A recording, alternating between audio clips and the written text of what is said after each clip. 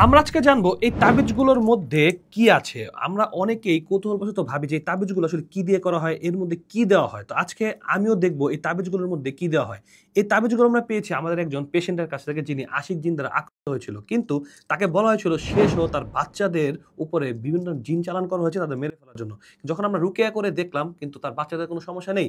সমস্যা তো তার মার, মানে সে পেশেন্টের আশিক জিন, সেই আশিক জিনই তার বাচ্চাদের নজর দেয়। এজন্য তাদের বাচ্চাদের বিভিন্ন অসুস্থতা থাকে। তো আমি তাবিজগুলো রেখেছি আপনাদের দেখানোর জন্য আসলে এর মধ্যে কি আছে। তো আসুন আমরা খুলি এবং ভেঙে দেখি আসলে তাবিজ কি দিয়ে করে।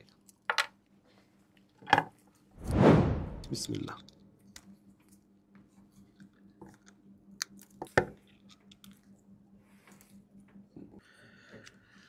তো অনেকক্ষণ চেষ্টা করার পরও এটা থেকে আমরা আসলে কাগজটা বের করতে পারলাম না। আমরা অন্যটা ট্রাই করতেছি, দেখি ওটার পারে কিনা।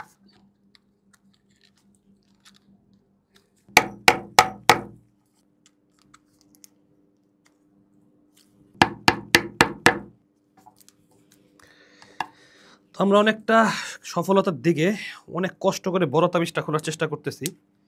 এটা দেখি এটা আসলে কতটুকু খুলতে পারি আমরা।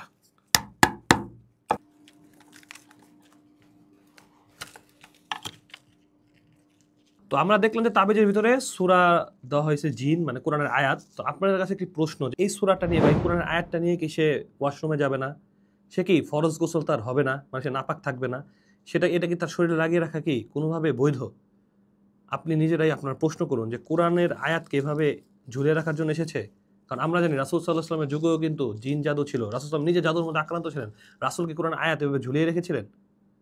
দিনী ভাই বোনেরা, অবশ্যই তিনি ঝুলিয়ে রাখেননি। এটা আপনার গায়ে থাকবে, আপনি নাপাক অবস্থায় যাবেন, ওয়াশরুমে যাবেন, এগুলো নিয়ে কোরআন, মানে কি বলবো আসলে, মানে যারা এগুলো দেন তারা একটু বুঝে শুনে দিতে পারেন না যে আসলে এটা দেওয়া কি কতটুকু বৈধ।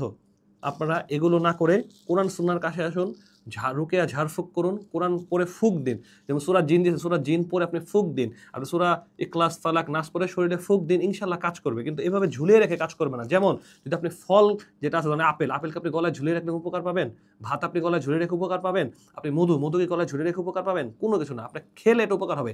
আপনার জ্বর আসছে, আপনি নাপা খাবেন, নাপাকে আপনি শরীরে ঝুলিয়ে রেখে, নাপা ট্যাবলেট বা নাপা সিরাপ গলায় ঝুলিয়ে রাখলেন বা হাতে বেঁধে রাখলেন, কোনো কাজ হবে?